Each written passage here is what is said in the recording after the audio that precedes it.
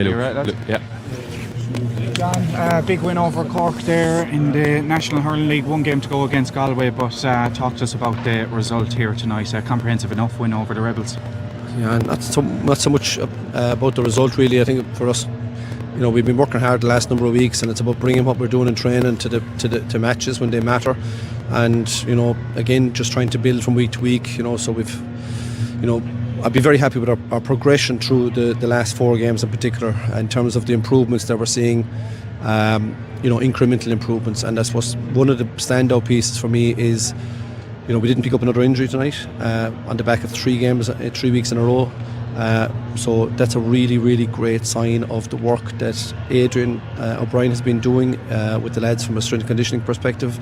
How well the lads have been actually adhering to what they're being asked to do in that area, and the work of our medical team as well. I think they've done a really, really great job, so delighted with that, and that's a really highlight for me, if you like, over the last 3 weeks as well. We obviously have to try and push on in the competition as well. That's the other side of it, so getting the 2 points is vital tonight, and we were a bit slow at the blocks, first 15-20 minutes. We were creating chances, but we weren't executing them, so our shooting was a bit off in the first half, and our efficiency was down. They were far more efficient with what they were getting in terms of shots, but overall we'd I think 17 shots to 14, or 13 actually, in the first half. So we were creating chances but just not taking them, so that was something we needed to address. It was much better in the second half. Our efficiency was much higher in the second half. That was another positive to take from the game. I think we adapted better in the middle of the first half as well to the challenge that was being brought to us by Cork, and once we got to target that particular aspect of the game, I think we started to come into the game, and our use of the ball from there then was quite good. I'm sure you'd be happy with the 3 goals. I know one was a penalty, but one coming very early on from Shane O'Brien. Obviously Cahill getting in on the goal scoring stakes as well. I know that's a particular target. Listen, it's something that we're going after, clearly. It's not the easiest thing in the world to develop. It takes time, it takes repeated efforts over and over again, but the intent is there, and that's all that matters. They'll come, and tonight now they came, and we could have got 1 or 2 more, and the lads will be disappointed we didn't get those couple. But listen, it's a point of focus for us. We're going to keep going after it, and we will get better. I've no doubt we're going to get better at it, but it's a great positive from tonight's game, there's no doubt about that. Aidan O'Connor, another really fine performance from him, assured over the freeze, obviously. Scored the penalty, and a couple of lovely points from play as well, really continuing to come into his own.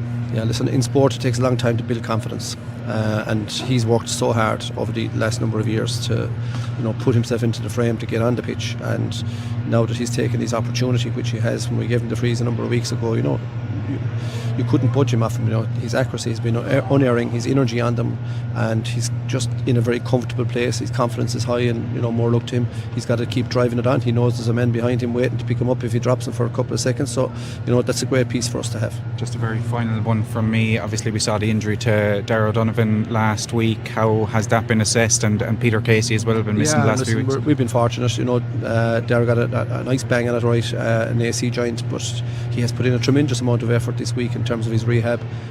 He's made a huge amount of personal sacrifices to try and get himself right, and more credit to him for that. And he's after making an incredible amount of progress in a very short space of time, and we'd hope to see him back on the training pitch in a couple of weeks, just a couple of weeks. So it's a positive. Peter in a good place too. We'll be back training next week, and Matthew Fitz, again, just a very minor injury as well. He'll be back hopefully in the next week or 10 days as well, and Dan Morrissey, a very minor injury as well. So the ones that we're missing tonight are minor. Eddie Stokes, who had a major injury, is nearly back as well, which is another great positive, so delighted with that. So listen, all told, we've come through a block of 3 games of high intensity, and we've come out the other side of it in a great place really as a group overall. It's the hardest period of the year to get through without having and suffering major injuries, so we're very pleased with that. John, can you talk us through maybe the physicality tonight and how that might compare to when you meet again in 6 weeks' time in the Munster Championship? Listen, I suppose all we can do is control our own intensity that we bring to the game, and it was low from us in the first quarter, 20 minutes, and then we managed to, the response from the players was super. We got it right up before half time, and I think we maintained it throughout the second half. So from our perspective, our first quarter we'll be disappointed with, but from there on we'll be happy with it. There was a bit of talk before the game about shadow boxing, especially given the fact that you might meet a number of times this year. How do you balance that with having your own internal targets? Is that something that exists for you? We obviously, of course, have our own internal targets that we're going after, and that's where our focus is at. Being honest about it, it doesn't matter who we're playing on any given day. Our focus is on achieving our goals in terms of how we want to play the game, and the elements of that game that we have focused on in terms of what degree of success we want to have on it. So clearly, obviously, going after goals is a piece we're going after. Our efficiency is something we're going after, because we need to keep working on it. We've seen that throughout the league. We've had a couple of days with great success in it, and we've had 1 or 2 days where it's dropped, and at this level you just can't allow it to drop. So we're working on that, and we're going to keep making progress on it, and hopefully by championship we'll have it exactly where we want it to be. That's it. Galway put up a big score tonight. That's essentially a league semi-final. It's a nice rhythm and a nice build-up to the championship. I think it's great for both teams that we can look forward to that challenge now, and it'll be a great game here in 2 weeks' time, and we look forward to it. It will be a great challenge, and I've been watching them right throughout the league. They've been playing exceptionally well, working extremely hard. A lot of really exciting, good young players coming through there. So we know there's going to be a right challenge ahead of us for 2 weeks' time. So we look forward to that. John, the rhythm from winning 4 games, I suppose last year the league was very, stop-start even with postponement, and maybe results and fluency wasn't there. But how's the rhythm in the group and the mood, considering now it's 4 wins in the bounce?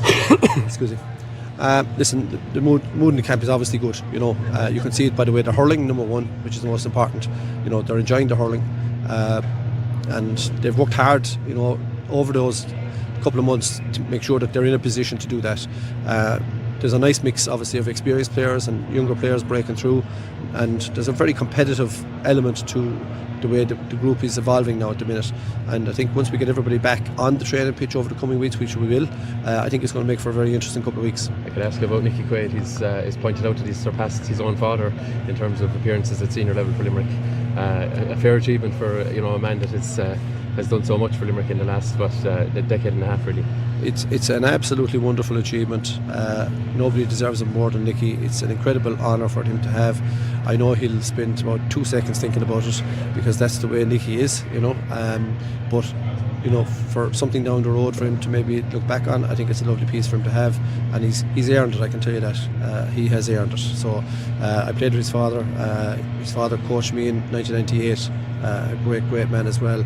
What a servant he was to Limerick as well. But hats off to Nicky on that achievement. And I suppose while we're speaking about individuals and people who might have passed, Mikey Kiely's father in Abbeyside in Waterford, Vinny, passed away suddenly, and from Limerick Senior Hurling team, squad, backroom team management, and everybody involved in Limerick GA, I'd like to send our sympathies to Mikey and his family on their very sad loss, and we'll be thinking of them coming days. Mikey spent his time in Limerick in college and made a fine contribution when he was there, and a very fine lad, and his dad made a huge contribution to hurling in Waterford, and we send him our sympathies. In terms of the league final, do you place a greater value on that because you have that first week off in Munster now? Listen, it would be nice to get there, Stephen, but we've got a big challenge ahead of us, so we're acutely aware of that. I don't know what the score was in the game tonight.